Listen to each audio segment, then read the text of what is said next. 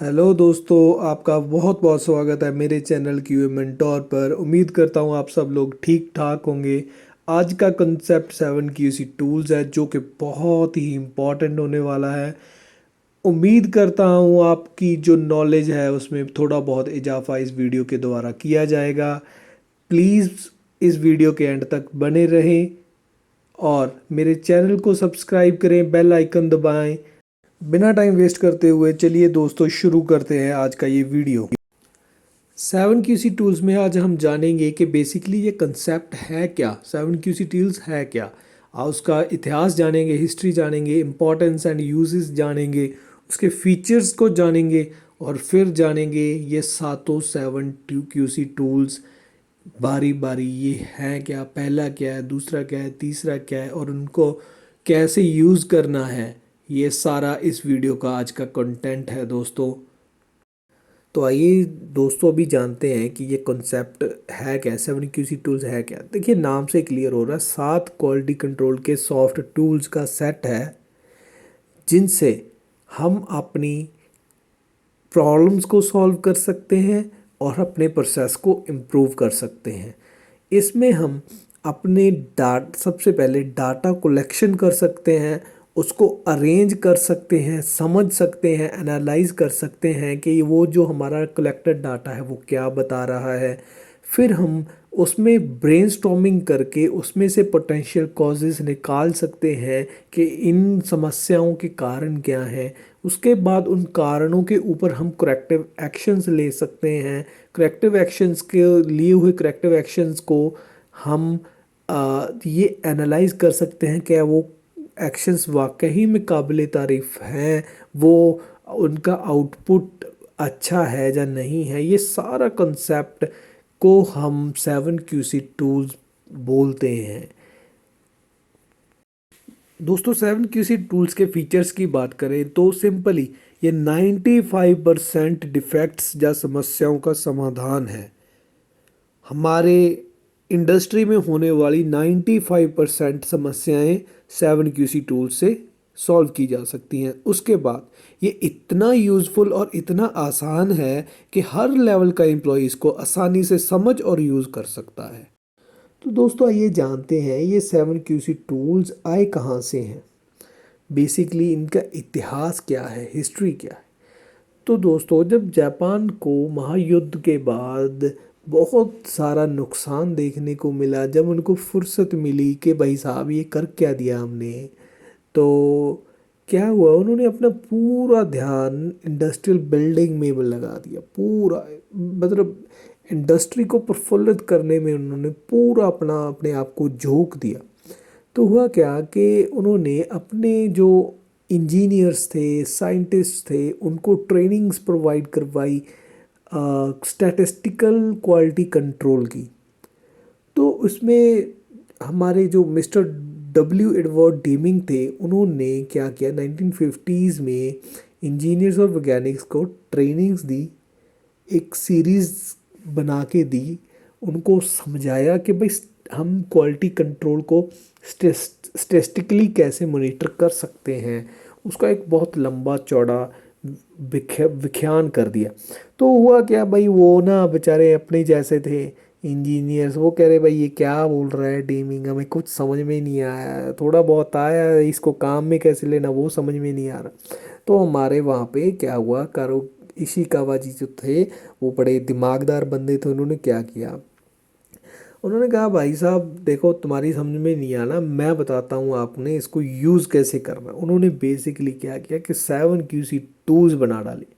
वो टूल्स तो already existing थे, लेकिन ये बता दिया कि भाई ये हैं वो 7 QC टूल्स जिनको हमने ऐसे यूज़ करना है और इंडस्ट्री में बहुत बड़ा चेंज आ जाएगा। तो इसमें 7 QC टूल्स का जो मेन फादर जिसको हम बोल सकते हैं वो मिस्टर इशिकावा जी थे। लेकिन ये जो टूल्स हैं, छोटे छोटे टूल्स हैं, इनको ऑलरेडी डिस्कवर हो चुके थे। लेकिन ये जो पूरा कंसेप्ट है जो इन्होंने एक बांध दिया, इनको एक माला में पिरो दिया, इसका जो सेरा जाता है वो मिस्टर इशिकावा जी को जाता है। तो दोस्तों अभी शुरू करते हैं कि ये 7QC टूल्स है क्या। देखिए आपकी स्क्रीन पे आपको दिख रहे हैं ये सातों लिखे हुए, check sheet, flow charts, Pareto charts, histograms, cause and effect diagrams, scatter diagrams और कंट्रोल चार्ट्स।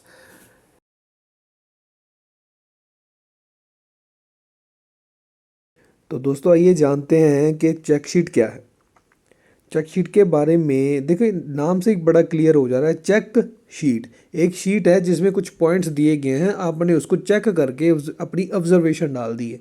सिंपली अगर देखा जाए, जब एक आप गाड़ी लेते हो तो जो डीलर है उसने अपना इंजीनियर एक लगाया होता है कि भाई इसका प्री डिस्पैच इंस्पेक्शन कर लो। उस प्री डिस्पैच इंस्पेक्शन पे सर्टन पॉइंट्स होते हैं, देखना होता है फॉग लैंप्स चल रहे हैं, वाइपर्स चल रहे हैं, कोई भी इंडिकेशन इंजन का तो नहीं दिखा रहा, सीट कवर्स की क्वालिटी बिल्कुल एज पर रिक्वायरमेंट है या नहीं है। वो ऐसे करके चेक पॉइंट्स होता है जिसको वो okay not okay okay not okay करता है। जब अपनी ऑब्जर्वेशन देता है कि ये 1.1 है, ये 1.2 है, ये 5.6 है, तो इसको बेसिकली चेक शीट बोलते हैं। आपको स्क्रीन पे दिख रही है एक एग्जांपल है चेक शीट की, जिसमें एक साइड डिफेक्ट और डेट दिया हुआ है और किस डेट को कौन सा डिफेक्ट कितने बार हुआ, इसका रिकॉर्ड चेक शीट में दिया गया है। ये उपयोगी है। बेसिक डाटा रिकॉर्ड करने में सबसे जो अहम रोल होता है वो चेक शीट का ही होता है। आप जब इंडस्ट्री में एंटर करते हैं, सबसे पहले अगर क्वालिटी डिपार्टमेंट या प्रोडक्शन डिपार्टमेंट में आप एक एग्जीक्यूटिव का काम करते हैं, सबसे पहले आपके हाथ में चेक शीट ही आती है, जो आप डाटा रिकॉर्ड करना सीखते हो और प्रोसेस को समझते हो और उस डाटा को फिर फर्दर एनालाइज कैसे करना है वो अगले 7QC टूल्स को समझ के हमें पता चलेगा। चलिए दोस्तों आगे बढ़ते हैं। दोस्तों हमारा अगला QC टूल है फ्लो चार्ट। फ्लो चार्ट बिल्कुल अपने नाम से ही क्लियर हो जाता है कि ये चीज़ क्या है।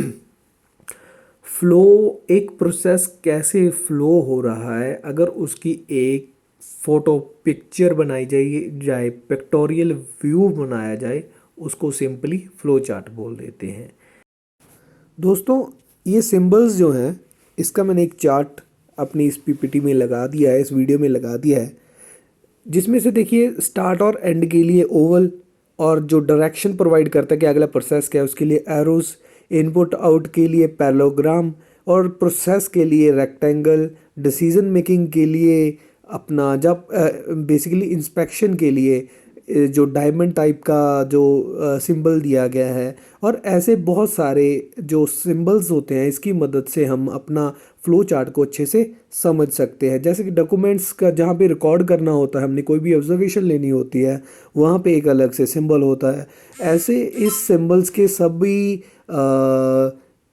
जब कलेक्शन हो के एक प्रोसेस में जब हम इसको तब्दील करते हैं, उसको फ्लो चार्ट्स बोल दिया जाता है। और इससे क्या है कि हमें पूरा लाइन पे जाने के पहले हमें फ्लो चार्ट से ही समझ आ जाएगा कि भाई ये अपना प्रोडक्ट है जो कैसे बन रहा है, सबसे पहले क्या हुआ, फिर क्या हुआ, फिर क्या हुआ। इस स्टेज पे आके इसको डिले की ज़रूरत है, इस स्टेज पे आके हमने डॉक्यूमेंट में कुछ रिकॉर्ड करना है, इस प्रोसेस में ये इस प्रोसेस के बाद ये प्रोसेस हो रहा है, उसके बाद वो प्रोसेस हो रहा है। तो बेसिकली हमें एक पिक्चर, एक मैप, जैसे गूगल मैप में आप रास्ता देखते हो तो पहले यहाँ जाएंगे फिर वहाँ जाएंगे, सिंपली आपको ये मैप दिख जाता है। चलिए आगे बढ़ते हैं प्रेटो चार्ट पे। दोस्तों प्रेटो चार्ट का जो नाम है वो Vilfredo Preto, mister Vilfredo Preto के नाम पर रखा गया है, क्योंकि ये उनके इन्होंने इन्वेंट किया था प्रेटो को। ये एक्चुअली एक इकोनॉमिस्ट थे जिन्होंने अपने देश में एक ऑब्जर्वेशन दी थी कि भाई 80% के जो 80% हमारी दिक्कतें हैं, समस्याएं हैं, वो उनके जो कारण हैं, उनके रूट कॉज है, वो सिर्फ 20% है। अगर हम वो 20% को सॉल्व कर देते हैं तो हमारी 80% समस्याएं सॉल्व हो जाती हैं। इस वजह से इसको 80-20 रूल भी बोला जाता है। दोस्तों मान लीजिए आपके पास 10 समस्याएं हैं, उनमें से 2 समस्याएं ऐसे हैं जो बहुत ही ज़्यादा अधिकतर हो रही हैं, रिपीट हो रही हैं, बार बार आपको वही ऑब्जर्वेशन आ रही हैं, लेकिन आप उनको छोड़ के जो बहुत कम आ रही हैं उनके करेक्टिव एक्शन लेना शुरू कर दें, तो क्या आप सही ट्रैक पे हो? नहीं। इसी का जो आंसर है वो प्रेटो चार्ट से ही निकल के आता है कि हमने सबसे पहले कौन सी समस्या को पकड़ना है, सॉल्व करना है, फिर आगे बढ़ना है। ये एक प्रायोरिटाइज टूल है, हमारी समस्याओं को प्रायोरिटाइज करता है कि पहले ये फिर ये फिर ये फिर ये। दोस्तों अभी देखते हैं कि प्रेटो चार्ट दिखता कैसा है। इस फोटो में आप देख पा रहे हैं कि एक ग्राफ है जिसमें बार्स भी हैं और एक लाइन भी है। लाइन 0% से लेकर 100% तक जा रही है और बार्स डिसेंडिंग ऑर्डर्स में सबसे बड़ा पहले, उससे छोटा, उससे छोटा, उससे छोटा देख पा रहे हैं। इससे हमारी कैसे हेल्प मिलती है? अगर हम बहुत बड़ा डाटा लेके अपने हाथ में बैठें और उसको देखना स्टार्ट करें, उसमें हमें कुछ समझ में नहीं आएगा कि सबसे ज़्यादा रिपीट होने वाली दिक्कत क्या है। लेकिन जब हम उस डाटा को कन्वर्ट कर लेंगे प्रेटो चार्ट में, तो बड़ी आसानी से देख पाएंगे कि जो सबसे बड़ी कंटेंट है, जो हमारे हमारे जो टोटल समस्याओं में जो सबसे बड़ा कंटेंट है, वो कौन सी समस्या है जिसको हमने सबसे पहले सॉल्व करना है। इसमें हम देख पा रहे हैं कि जो लगभग 30% समस्या है, 30 से ज़्यादा 35% जो समस्या है वो सिर्फ एक समस्या है। तो हमें ये पता चल जाता है, ये प्रायोरिटाइज हो जाता है कि सबसे पहले समस्या कौन सी सॉल्व करनी है। दूसरा, जो लाइन में उसमें आप देख रहे हो, इसका जो मोटिव, इसका डिपिक्शन क्या है, ये क्या दिखाता है कि भाई ये कमुलेटिव वैल्यू दिखाता है कि जो पहला जो आपका समस्या वो टोटल कितने परसेंट में परसेंट समस्या का कितना परसेंट है, उसके बाद जो अगला ऐड ऑन हो जाता है तो टोटल आपका कितनी समस्या बन जाती है, 100% में से कितनी समस्या बन जाती है, ऐसे कम्युलेटिव करके 100% तक जाता है। अभी समझते हैं हिस्टोग्राम क्या है। देखिए हिस्टोग्राम आप फोटो में देख पा रहे हो कि बार ग्राफ जैसे ही है, जिसमें एक तरफ कुछ रेंज दी गया है। जैसे प्रेटो में तो कुछ डिफेक्ट्स थे, पर्टिकुलर एक वैल्यू था कि भाई ये ब्लो होल है, ये फलाना, ये दिख रहा है, जब कुछ भी ऐसे था। लेकिन इसमें एक रेंज दी गई है कि 0 से लेके 10 तक कितने, 10 से लेके 20 तक कितने, 20 से लेके 30 तक कितने, 40-50 तक कितने। तो बेसिकली हिस्टोग्राम यहीं पे डिफर करता है। इसमें क्या है, हमारे पास जो हज़ारों ऑब्जर्वेशन हमारी एक चेक शीट पे रिकॉर्ड हो चुकी हैं, उसको जब हमने एक पिक्टोरियल व्यू में कन्वर्ट करना है और हमें ये जानना है कि जो हमारी जो ऐसी कौन सी रेंज है जिसमें हमारी ऑब्जर्वेशन सबसे ज़्यादा ड्रॉप कर रही हैं, तो उसके लिए हम हिस्टोग्राम यूज़ करते हैं। जैसे हमें इसमें क्लियरली पता चल रहा है कि जो 45 से लेके 50 तक है ना, इसमें बहुत सारी ऑब्जर्वेशन यहीं पे ड्रॉप हो रही हैं और बहुत बड़ा हिस्सा 10 से लेके 30 तक भी जा रहा है। तो इससे हमें पता चल जाता है कि हमारा जो प्रोसेस है जिसका हमने पर्टिकुलरली हिस्टोग्राम बनाया है वो कैसे बिहेव कर रहा है। बेसिकली समझा जाए कि जब हमने ये देखना हो कि एक पर्टिकुलर रेंज में कितनी ऑब्जर्वेशनें आ रही हैं, उसको हिस्टोग्राम कहते हैं। चलो दोस्तों आगे बढ़ते हैं स्कैटर डायग्राम पे। स्कैटर डायग्राम बेसिकली एक डायग्राम है जिसमें हम दो वेरिएबल्स में क्या संबंध है उसको जानते हैं। क्या एक जब वेरिएबल बढ़ता है दूसरा घटता है, जब बढ़ता है, जब उस पर कोई असर नहीं होता, ये जानने के लिए हम स्कैटर डायग्राम का उपयोग करते हैं। तो दोस्तों हम इस फोटो में देख पा रहे हैं कि टमाटोज प्रोडक्शन विद सनलाइट। भाई साहब एक पौधे पे कितने टमाटर लगते हैं अगर उसको 1 घंटा सनलाइट दी जाए, 2 घंटे सनलाइट दी जाए, या उससे ज़्यादा सनलाइट दी जाए। क्या इन दो चीज़ों का, सनलाइट और टमाटो प्रोडक्शन में कोई रिलेशन है? ये जानने के लिए हमने एक स्कैटर डायग्राम बनाया। दोस्तों इसमें आप देख सकते हैं कि ये बड़ा पॉजिटिवली जा रहा है, जिसको जितनी सनलाइट मिल रही है उतना ही ज़्यादा प्रोडक्शन हो रहा है। पौधे को 1 घंटे सनलाइट दी, उसने सिर्फ 5 टमाटो दिए। जिसने 2 घंटे दी उसने 8 दिए। जिसने 3 घंटे दी उसको 10 दिए। जिसको 4 घंटे लाइट दी उसने 15-18, और ऐसे बढ़ता जा रहा है। तो इसमें हमें क्या समझ में आया कि इसमें एक रिलेशनशिप है, जितनी सनलाइट बढ़ रही है उतना टमाटो प्रोडक्शन बढ़ रही है। तो दोस्तों अभी जानते हैं कि ये कोरिलेशंस हैं, ये कितने टाइप के होते हैं। जैसे मैंने उस एग्जांपल में बताया कि सनलाइट के साथ टमाटो बढ़ रहा था, तो आप जो पहली फोटो में देख पा रहे हो पॉजिटिव कोरिलेशन, बिल्कुल ऐसा ही कुछ था जिसको हम पॉजिटिव कोरिलेशन बोलेंगे, जिसमें एक जो हमारी वेरिएबल है उसके साथ दूसरा बढ़ता है, और जो हमारा व्यू आता है स्कैटर डायग्राम का जो कुछ ऐसा हो जो पहली डायग्राम में है, उसको हम पॉजिटिव कोरिलेशन बोलते हैं। अगर वो नेगेटिव कोरिलेशन किसको बोलते हैं, अगर वो टोमेटो और प्रोडक्शन का हम उल्टा मान लें कि जितनी ज़्यादा सनलाइट जा रही थी उतना कम प्रोडक्शन मिल रहा था, तो हमारे पास जो व्यू निकल के आएगा वो कुछ ऐसा आएगा जिससे जो कि नेगेटिव कोरिलेशन को बताएगा। दोस्तों तीसरा जो रिलेशन है वो है नो कोरिलेशन, जिसमें कोई आपस में संबंध ही नहीं है। एक सनलाइट कितनी भी आए, पौधा का जो आउटपुट है वो सनलाइट पे डिपेंड ही नहीं कर रहा, क्योंकि जिस पे 1 घंटा दिया उस पे हो सकता है 10 भी हैं, जिसको 10 घंटे सनलाइट दी उस पे हो सकता है 5 ही रह गए, और जिस पे 8 थे उसको 15 प्रोडक्शन हो गया। तो इसमें कोई रिलेशन ना हो तो कुछ ऐसे व्यूज़ हमें मिलते हैं जैसे कि ये तीनों डायग्राम्स में हम देख सकते हैं। दोस्तों अभी जानते हैं कॉज एंड इफेक्ट डायग्राम्स क्या होता है।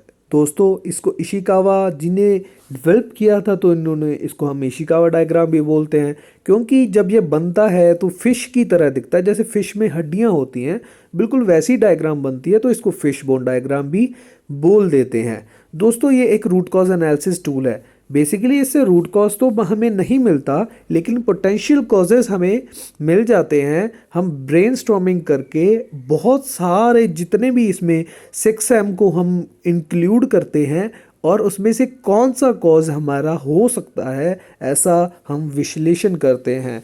दोस्तों आपको ये पूछा जा सकता है कि भाई ये रूट कॉज जब इससे बाहर आता ही नहीं है तो इसको रूट कॉज एनालिसिस क्यों बोलें, तो आप उसका ये आंसर दे सकते हैं क्योंकि पोटेंशियल कॉजेज़ को ये बाहर अपना आउटपुट पोटेंशियल कॉजेज़ के द्वारा देता है, तो हम इसको मानते हैं कि ये रूट कॉज एनालिसिस में हमारी हेल्प करता है, तो इसको रूट कॉज एनालिसिस बोल सकते हैं। दोस्तों इसमें हम जानते हैं कि हमारी एक समस्या के क्या क्या कारण हो सकते हैं। मान लीजिए एक हमारी वेल्डिंग में एक पिन होल की स्पेसिफिक पिन होल आने की दिक्कत हो रही है, जिसकी वजह से हमारा रिवर्क बहुत ज़्यादा बढ़ रहा है। तो उसके लिए जो हम जब उसके रूट कॉज एनालिसिस पे पहुंचेंगे, जब हम उसमें जानेंगे बेसिकली क्या क्या कारण हो सकते हैं। जब हम ब्रेनस्टॉर्मिंग करने बैठेंगे तो हमें ये फिश बोन डायग्राम जो कॉज एंड इफेक्ट डायग्राम काम में आएगा। तब हम 6 के 6 जब 4M या 6M जैसा भी हमें ठीक लगे, हम कारणों पे पोटेंशियल कॉजेज़ पे पहुंचना शुरू करेंगे, जिसमें से सबसे पहले मैन की कोई दिक्कत तो नहीं है, जो ऑपरेटर है उसमें कोई दिक्कत तो नहीं है, मशीन में कोई दिक्कत तो नहीं है, मटेरियल में कोई दिक्कत तो नहीं है, उसके मेथड में कोई दिक्कत तो नहीं है, मेज़रमेंट में तो कोई दिक्कत नहीं है, मदर नेचर में उसके एनवायरनमेंट में तो कोई दिक्कत नहीं है। ये 6 बेसिकली इंडस्ट्री में ऐसे एरियाज़ हैं जिस पे हमें फोकस करना पड़ेगा जब भी पोटेंशियल कॉजेज़ पे पहुंचना है। चलो अब ये दोस्तों देखते हैं कि ये कॉज एंड इफेक्ट डायग्राम दिखता कैसा है। दोस्तों ये बिल्कुल ही फिश बोन की तरह दिखता है। फिश का जो सर है उसको हम बोल सकते हैं कि वो प्रॉब्लम है। उस वहाँ पे हम लिखेंगे कि हमें इफ़ेक्ट आया है, जो हमारे को समस्या आई है उसको वहाँ पे लिख लेंगे। उसके बाद जो उसकी बोन्स हैं, हम हर एक बोन्स को 1M के साथ लेबल कर देंगे। Man, machine, material, method, mother nature और मेजरमेंट। और जो छोटे छोटे एरोज आप देख रहे हैं, हम वहाँ पे लिखेंगे पर्टिकुलर कॉजेस जो आ सकते हैं। हमारे पास आउटपुट क्या आएगा कॉज एंड इफेक्ट डायग्राम का, हमारे पास बहुत सारे ऐसे कॉजेस होंगे जो हमारी समस्या की वजह कारण हो सकते हैं। देखिए अभी कंट्रोल चार्ट्स के बारे में जानते हैं। सिंपली नाम से ही क्लियर हो रहा है, कंट्रोल चार्ट्स ऐसे चार्ट्स जहाँ पे हमें हम ये देखने को मिल जाए कि हमारा प्रोसेस हमारे कंट्रोल में है या नहीं है। अगर वो कंट्रोल में है तो वो कितना वेरिएशन दिखा रहा है, इसकी जो हमें हेल्प लेनी है वो कंट्रोल चार्ट से लेनी है। इस ग्राफ में जो आप स्क्रीन पे देख पा रहे हैं, इससे हमें क्या समझ में आता है। हमें समझ में आता है कि हमारे प्रोसेस की जो अपर कंट्रोल लिमिट वो जो 120 है, लोअर कंट्रोल लिमिट हमारी 100 है, तो क्या हमारी जो ऑब्जर्वेशंस हैं वो इसके अंदर ही रहती हैं या इससे बाहर जाती हैं, जो कि हमारे लिए समस्या है। तो हम क्या करेंगे, हमारी सारी ऑब्जर्वेशंस जो आती जाएंगी, टाइम बाय टाइम आती जाएंगी, हम अपनी ऑब्जर्वेशन का बिंदु इस ग्राफ में लगाते जाएंगे।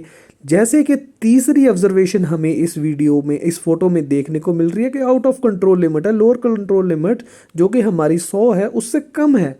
तो हमें इसमें अलार्मिंग सिचुएशन बन जाती है कि भाई ये हमें अभी समस्या है, हमारा ये प्रोडक्ट और ये लॉट भी रिजेक्ट हो सकता है, इसकी सेग्रीगेशन ज़रूरी है, और हमें जो इसका जो रूट कॉज है उस पर भी जाके इसको सॉल्व करना है, ताकि हमारा जो प्रोसेस है वो विद इन रेंज रहे।